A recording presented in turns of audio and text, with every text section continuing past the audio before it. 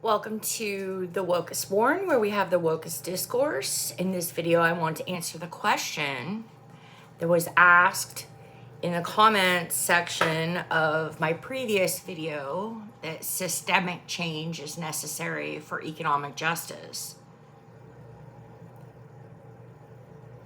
I'm going to answer that question. The question was, once you get the systemic change, how do you keep the capitalists from corrupting that system? Well, I was trying not to bonk you over the head with it, but you have to get rid of the capitalists. What do I mean by this? Does that mean like Joe Smith is a capitalist, you get rid of Joe Smith? No. You transform the economic system so that Joe Smith is no longer a capitalist. You see what I'm saying? Like, Joe Smith is probably a decent guy. He just has too much power. When you have the power over whether people live or die, it corrupts you, makes you make bad decisions. So the answer to that is that no one should have power over anyone else. So I was trying not to bonk you over the head with it, but the systemic change that I was talking about was to change the economic system. The current economic system we have in the United States, of course, being capitalism. And my preferred system would be communism. But maybe, anarchism, maybe something else. But just capitalism's not cutting it, for sure. I'm going to be just the classic communist here and say that what you need to do to enact a systemic change and to keep Joe Smith from fucking everything up is you need to seize the means of production. That's it. There's no shortcuts. There's no, we're gonna vote for the right candidate. We're going to vote, for new rules. We're going to have better ethics. We're going to have better people. Okay, first of all, we're not going to have better ethics. And secondly, we're not going to have better people. People suck. People are always going to suck. I mean, people are good too.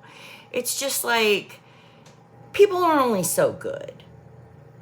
Some people are really evil. Some people are really good, but some people are really evil.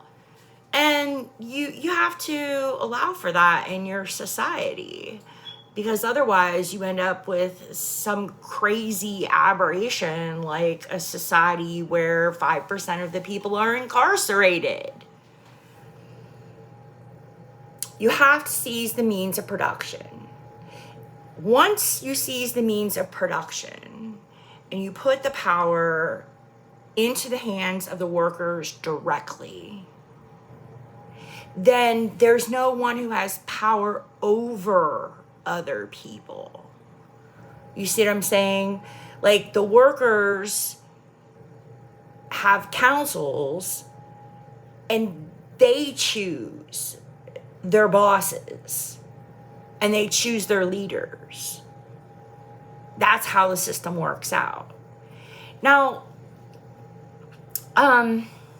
something else I wanted to address was this propaganda that I've been seeing lately about Venezuela, where Republicans are saying like, oh, Venezuela is like so horrible. That's just proof that communism is terrible. Look at Cuba, it's horrible there. That's proof that communism is terrible. Well, it's not. It's not proof. It is actually horrible in Venezuela and it is actually horrible in Cuba. I would actually probably prefer Cuba to here because, like I said, no one in Cuba is homeless.